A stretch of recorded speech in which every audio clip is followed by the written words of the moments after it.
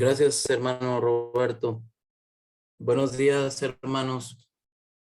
Me da mucho gusto saludarlos a todos ustedes y en esta ocasión vamos a continuar pues esta serie de lecciones que hemos estado aprendiendo eh, en torno a este libro, a esta carta que, bueno, algunos estudiosos dicen que es más bien como una especie de ensayo por la estructura, por las características. No necesariamente habla acerca de una carta, pero bueno, es este libro hermoso contenido en la palabra de nuestro Dios que es Hebreos. Aquí hay que recordar muy claramente que esta porción de la escritura, el autor, el propósito del autor era precisamente persuadir en el poder del Espíritu Santo a aquellos nuevos creyentes en Cristo, ¿no? Aquellos nuevos creyentes, pero particularmente que eran judíos, eran hebreos. Por ahí el apóstol Pablo también en sus cartas a los Gálatas, particularmente también a los filipenses, él pues insta mucho eh, y remarca mucho eh, que estos hermanos de esas iglesias primitivas no debían de regresar a sus costumbres anteriores, a su religiosidad del judaísmo, y les deja muy claro y nos deja muy claro también a nosotros que solamente a través de Cristo es que podemos ser salvos, ¿verdad? Entonces había en aquel entonces pues esta tendencia de estos hermanos y en ocasiones también lo vemos ahí en Gálatas, persuadidos por falsos maestros, por falsos profetas que decían, bueno, sí, está bien Cristo, pero además necesitas incorporar tus rituales, tus prácticas que tenías anteriormente, ¿verdad? Judaicas. Y entonces aquí el escritor de los Hebreos en en esa intención de dejar muy en claro que nuestro Señor Jesucristo es superior a todas esas prácticas religiosas, a todo lo antiguo, a todo lo que los judíos practicaban en relación a ese antiguo pacto de la ley basado en obras, basado en las propias acciones de las personas.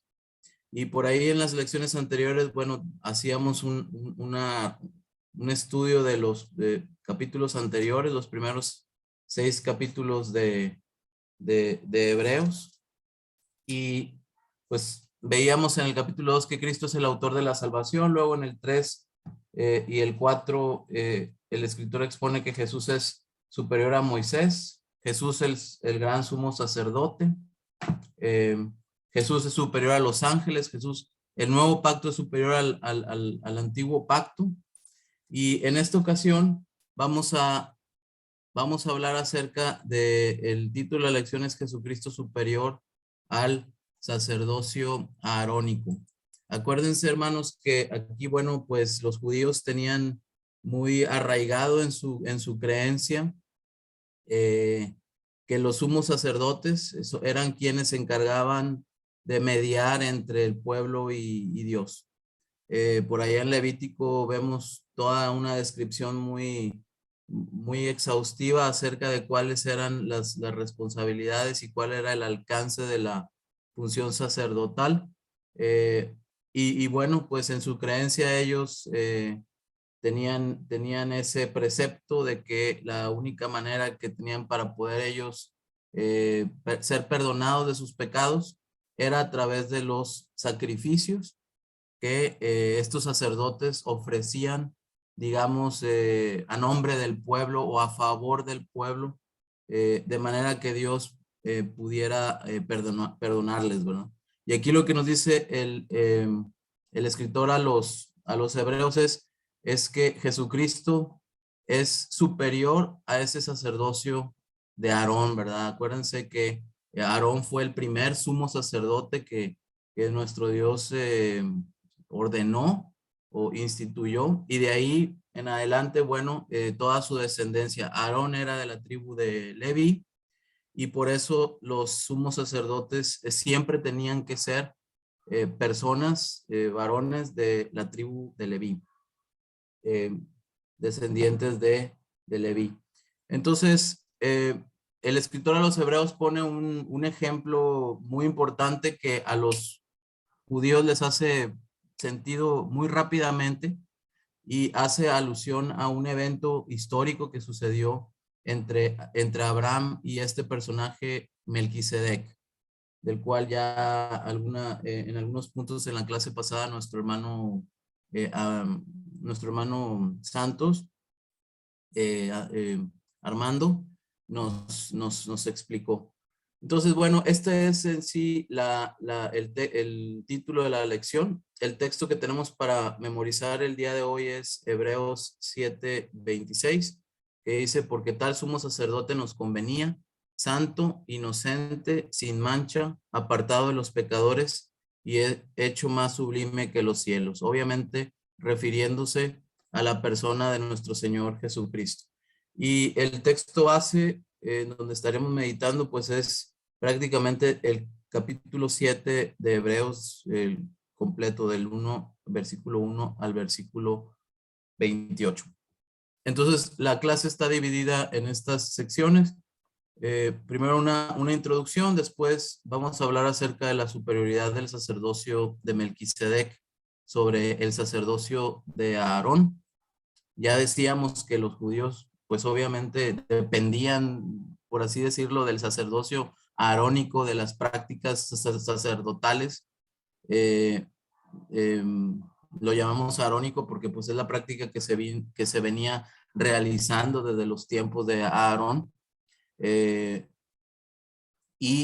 Bueno, aquí el escritor de los Hebreos les deja muy bien claro que este otro sacerdocio, que es el sacerdocio de Melquisedec, era superior. Y vamos a ver cómo este sacerdocio de Melquisedec es representativo de el sacerdocio de Cristo dentro del nuevo pacto en la sangre de nuestro Señor Jesucristo.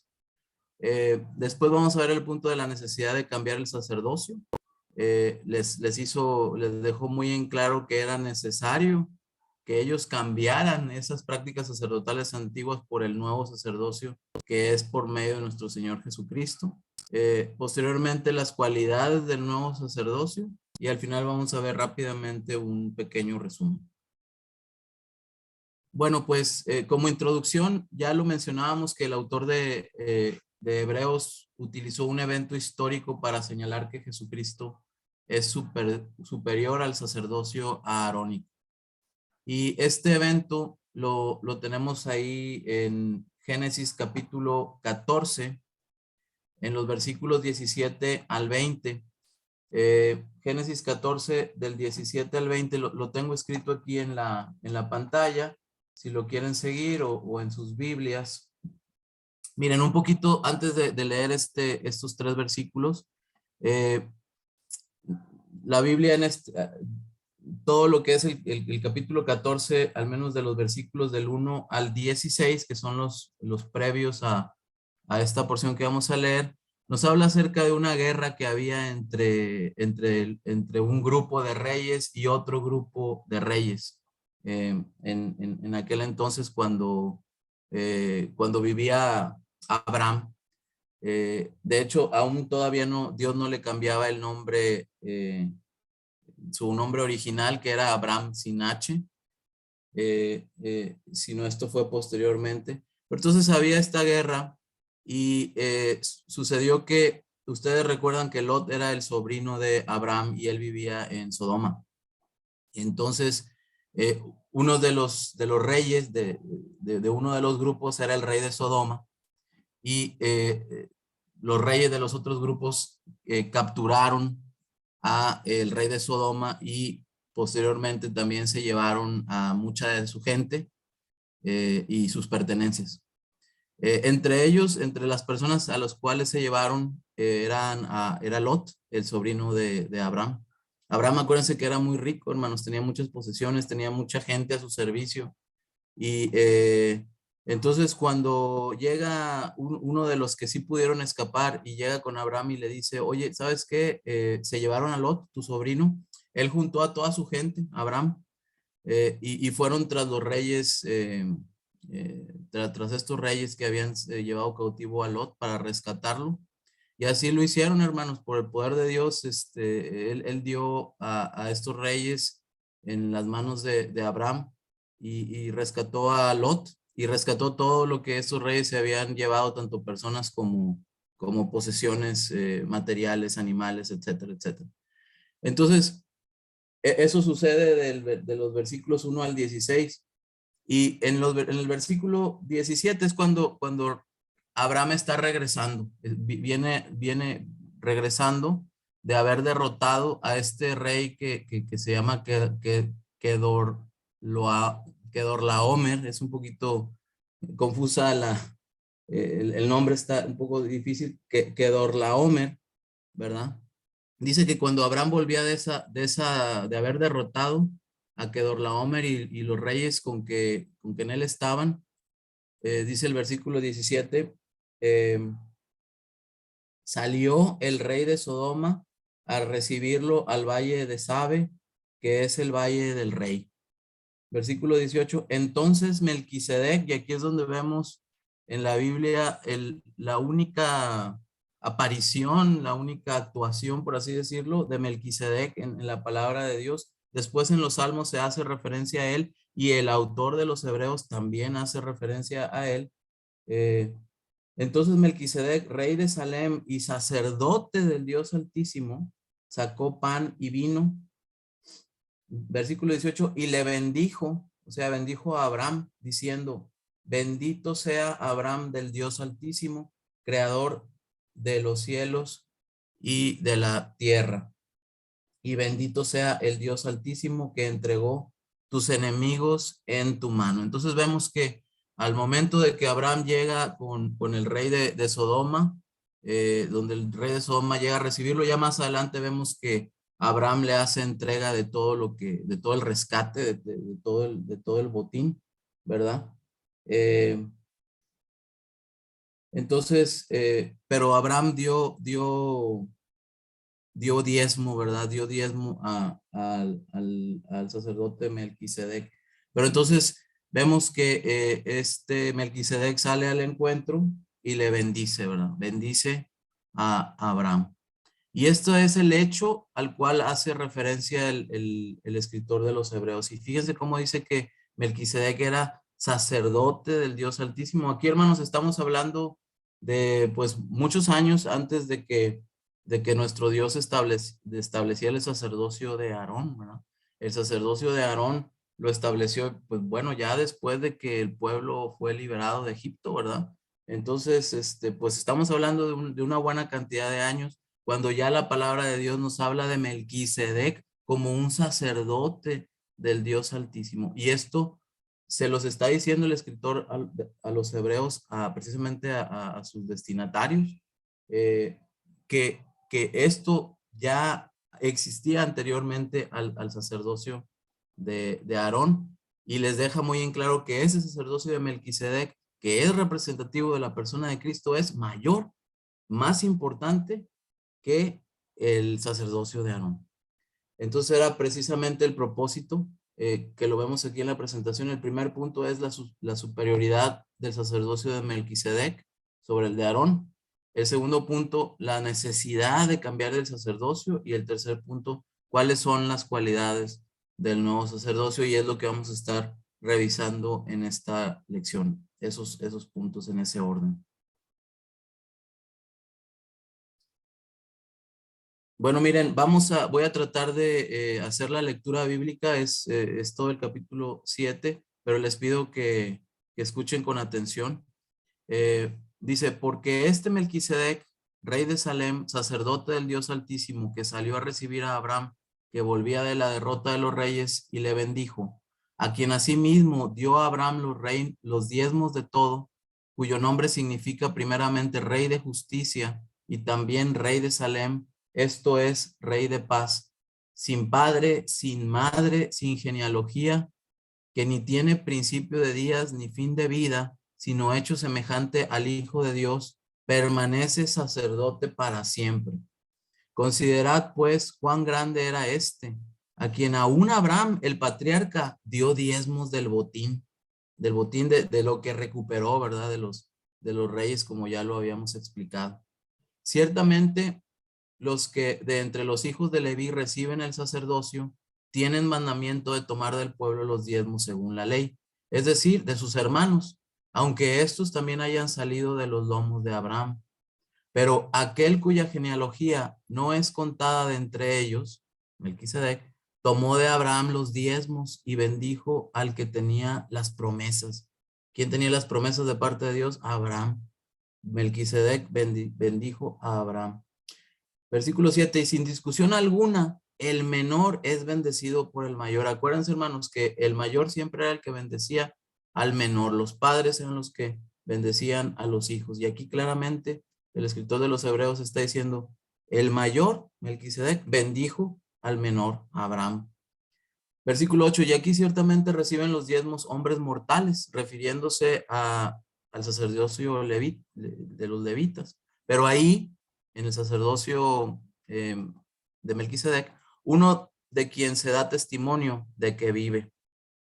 Y por decirlo así, en Abraham pagó el diezmo también Leví, que recibe los diezmos, porque aún estaba en los lomos de su padre cuando Melquisedec le salió al encuentro. Si pues la perfección fuera por el sacerdocio levítico, porque bajo él recibió el pueblo la ley, ¿qué necesidad habría aún de que se levantase otro sacerdote según el orden de Melquisedec y que no fuese llamado según el orden de Aarón? Porque cambiado el sacerdocio, necesario es que haya también cambio de ley. Y aquel de quien se dice esto es de otra tribu. Aquel de quien se dice esto es de Jesucristo, ¿verdad? Es de otra tribu de la cual nadie sirvió al altar. Porque manifiesto es que nuestro Señor vino de la tribu de Judá, de la cual nada habló Moisés tocante al sacerdocio. Y esto es aún más manifiesto si a semejanza de Melquisedec se levanta un sacerdote distinto, no constituido conforme a la ley del mandamiento acerca de la descendencia, sino según el poder de una vida indestructible, pues se da testimonio de él. Tú eres sacerdote para siempre, según el orden de Melquisedec. El hermano Roberto leyó ahí el salmo que hace referencia a este versículo 17. Queda pues abrogado el mandamiento anterior a causa de su debilidad e ineficacia, pues nada perfeccionó la ley y de la introducción de una mejor esperanza por la cual nos acercamos a Dios.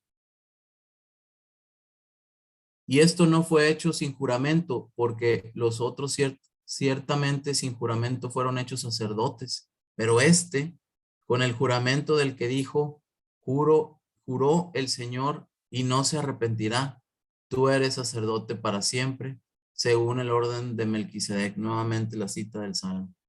Por tanto, Jesús es hecho fiador de un mejor pacto.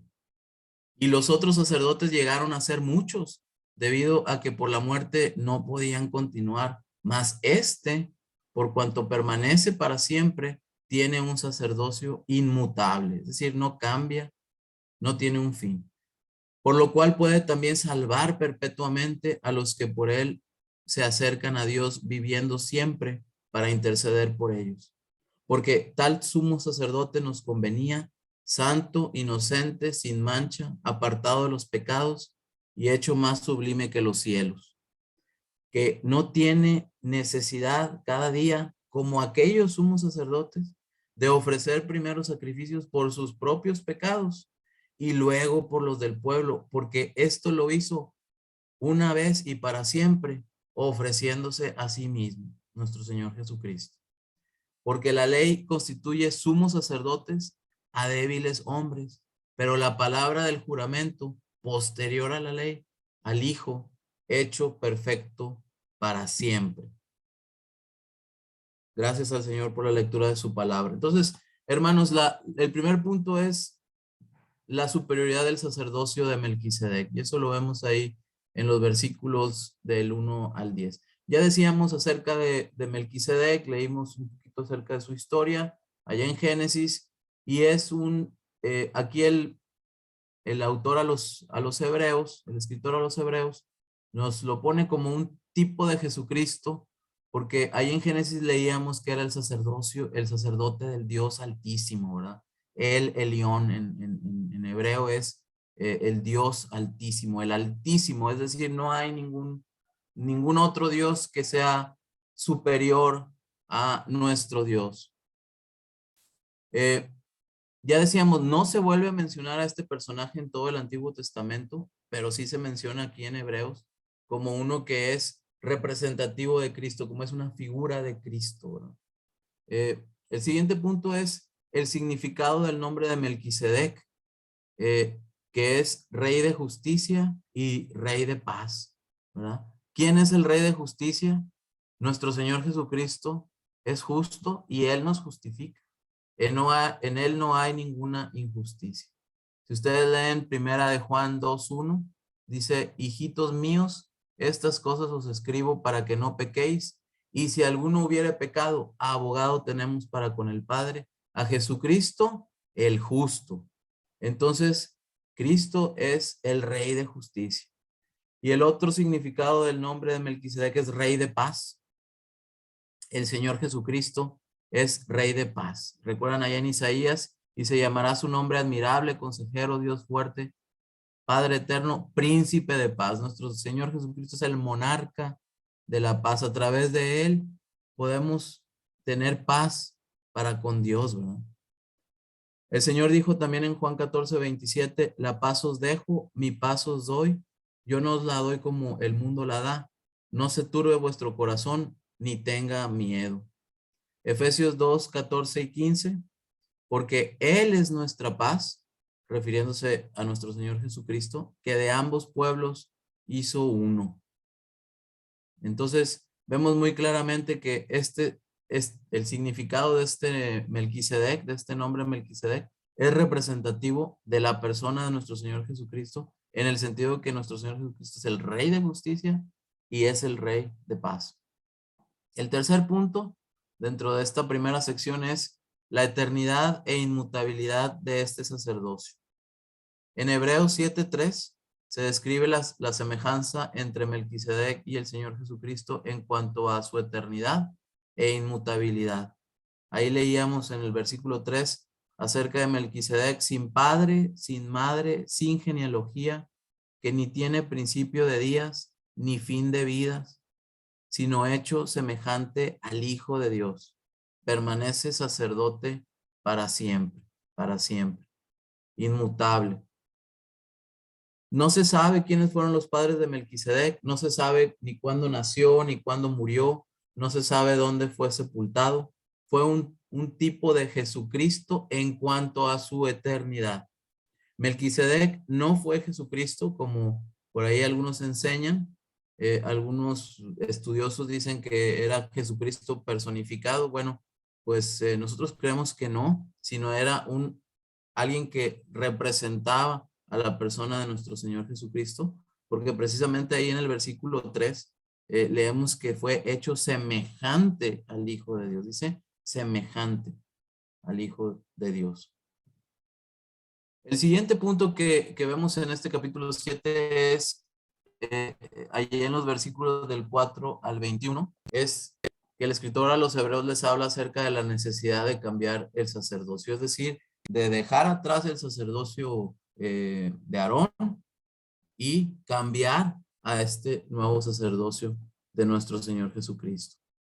El primer punto es que el sacerdocio de Melquisedec fue mayor que el sacerdocio aarónico. O sea, si el escritor de los hebreos les decía que era necesario hacer esto, bueno, aquí les estaba presentando los argumentos. Y el primer argumento es que el sacerdocio de Melquisedec era mayor, fue mayor que el sacerdocio de Aarón.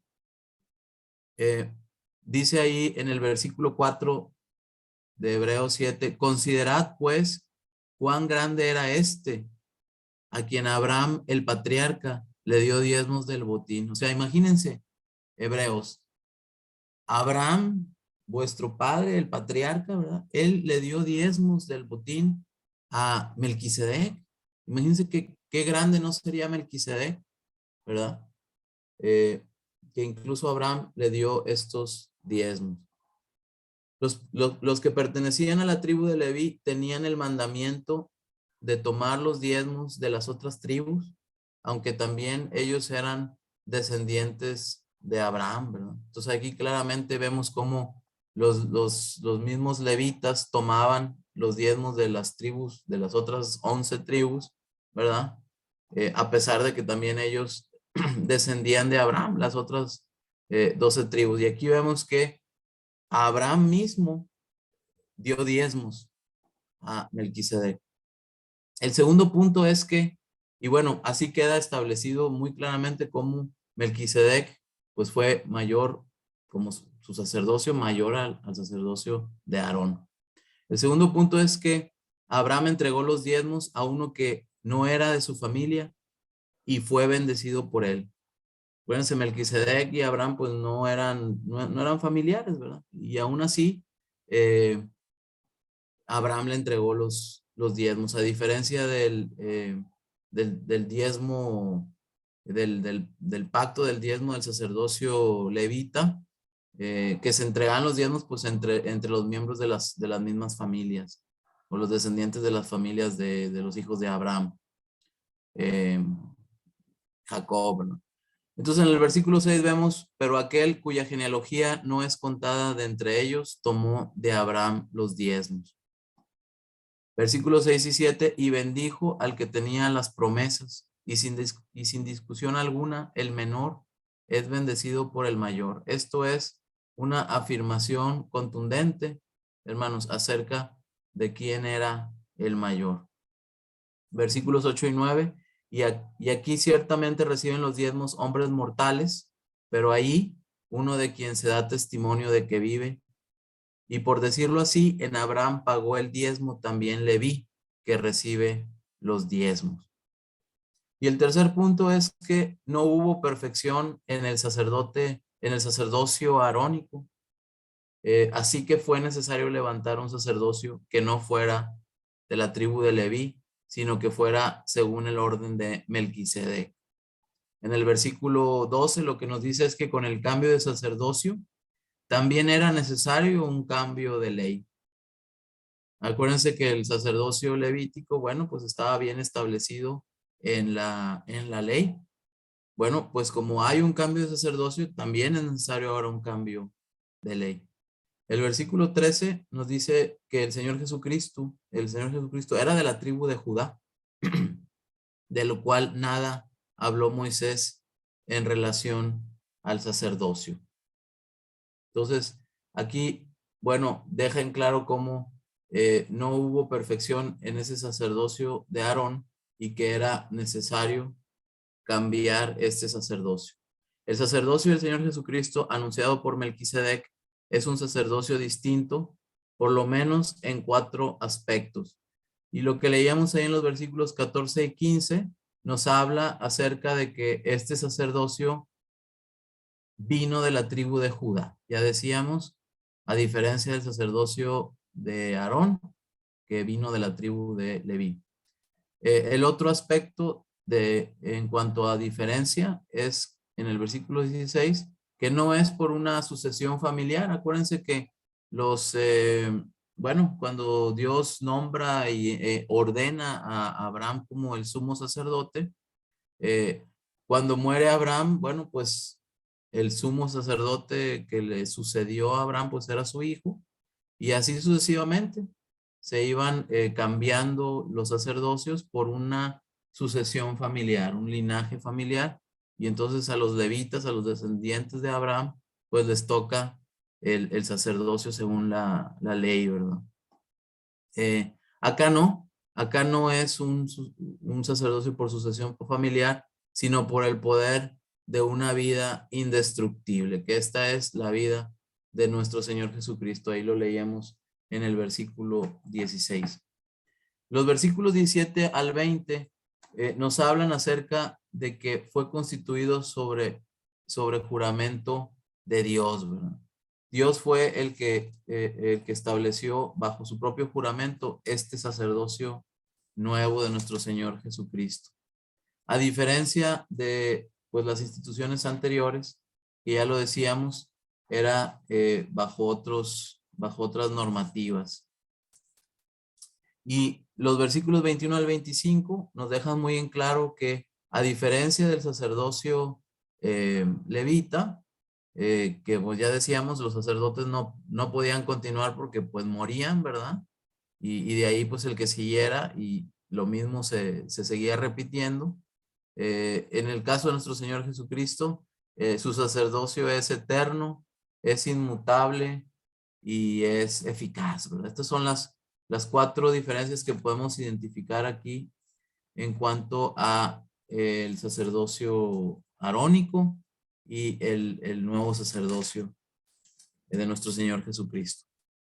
El siguiente punto es que en Cristo ya no hay necesidad de sacerdotes que sacrifiquen e intercedan por nosotros. Ahí ustedes recuerdan en Levítico, bueno, donde viene toda eh, establecido todo el ritual sacerdotal que tenían que hacer, ¿verdad?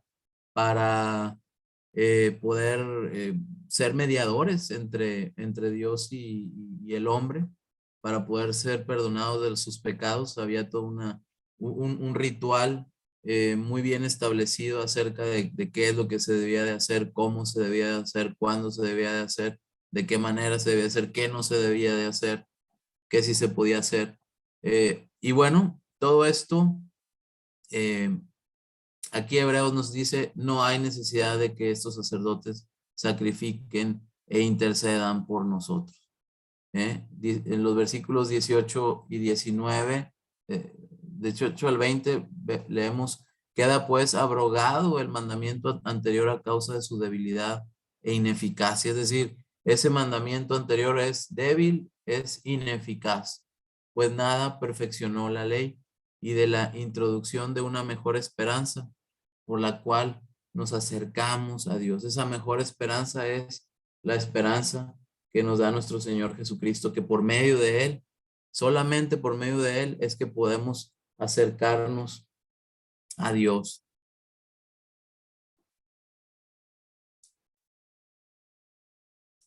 Muy bien, y el último punto dentro de esta segunda sección es que una gran verdad brota de todo esto, y eso lo vemos en el versículo 22, que dice, por tanto, Jesús es hecho fiador de un mejor pacto. Es decir, nuestro Señor Jesucristo es al que se le encomienda este mejor pacto, este pacto que es indestructible, porque nuestro Señor Jesucristo es eterno, de este pacto que no tiene caducidad, que no tiene cambio de aquí en adelante, no va a haber ningún cambio en el nuevo pacto, porque nuestro Señor Jesucristo es inmutable.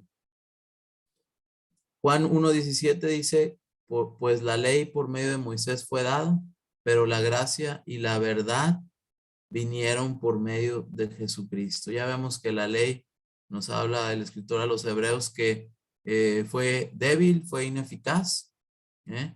Pero la gracia y la verdad vinieron por medio de nuestro Señor Jesucristo, en quien hay perfección.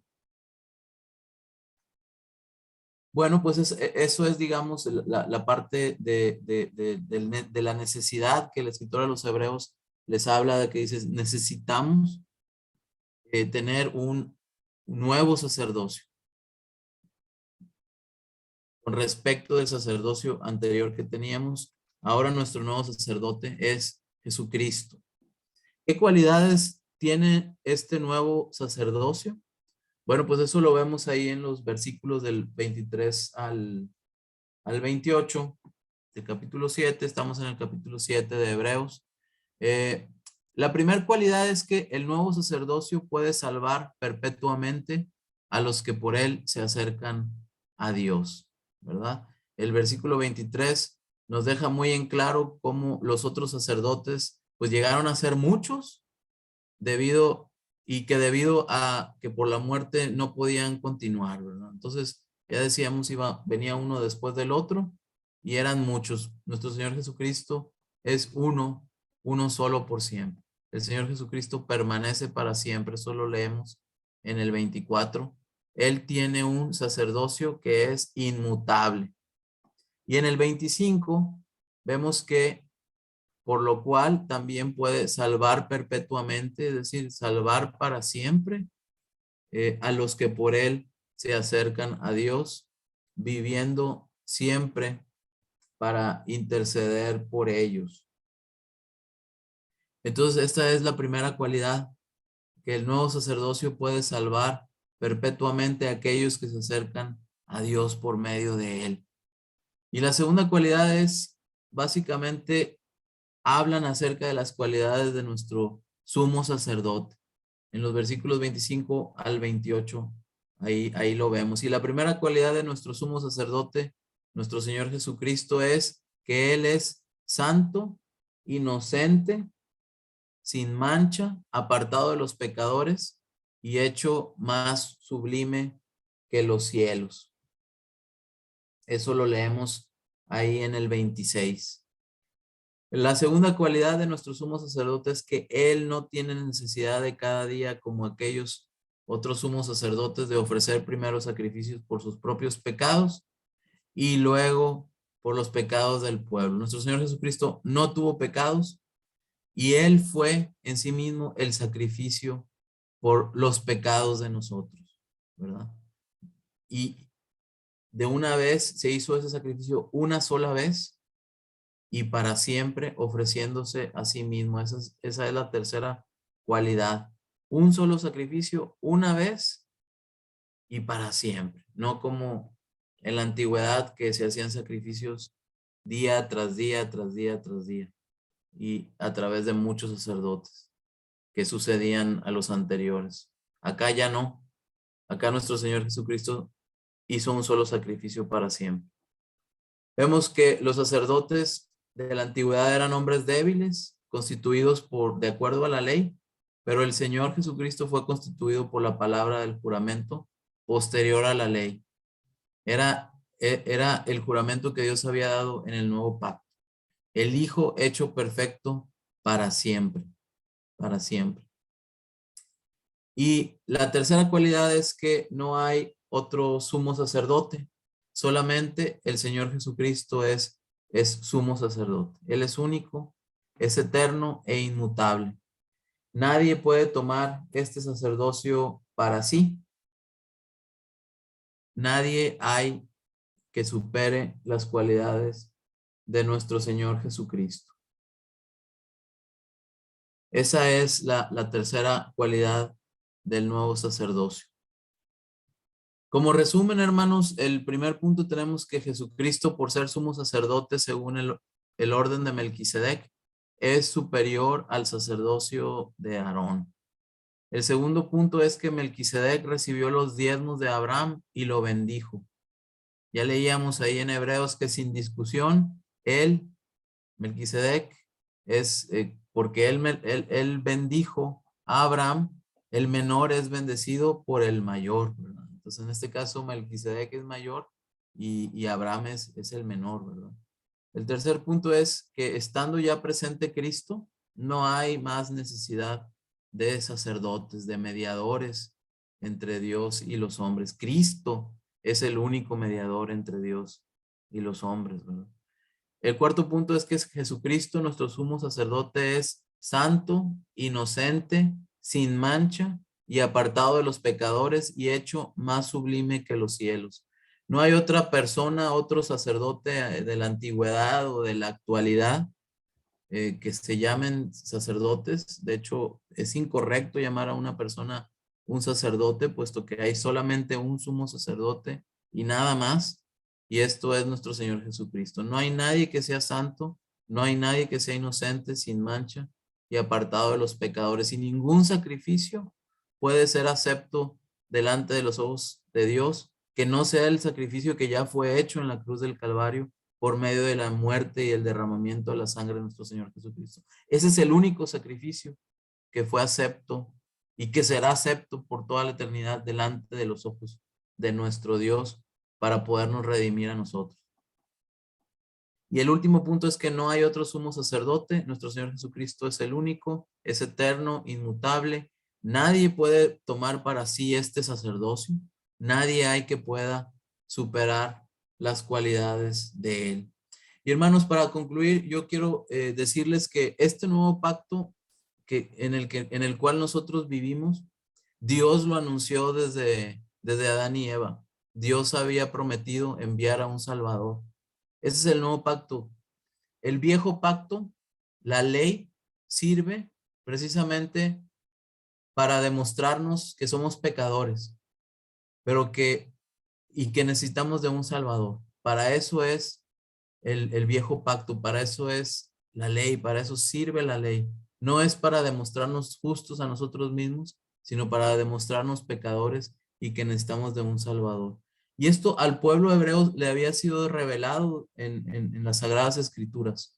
Ellos conocían el Génesis, ellos conocían la ley, ¿verdad? Y desde entonces se les dijo que tendrían un Salvador. Los profetas hablan acerca de nuestro Señor Jesucristo, acerca de que vendría, de que ya estaba prometido ese nuevo pacto y que eso sería una realidad en la persona de nuestro nuevo sacerdote, nuestro sumo sacerdote, que es nuestro Señor Jesucristo, ¿verdad? Entonces, bueno, pues está muy claro en la palabra de Dios, no hay que andar en búsqueda de otros sacerdotes.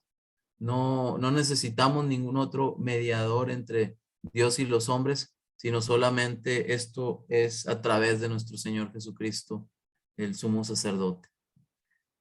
Muchas gracias, hermanos. Que Dios les bendiga y bueno, espero que esta lección haya sido de bendición y de edificación. Si alguien tiene alguna pregunta o alguna duda o algún comentario, creo que todavía tendríamos algunos minutitos para poderlo pues para poder compartir. Que Dios les bendiga, hermanos. Gracias.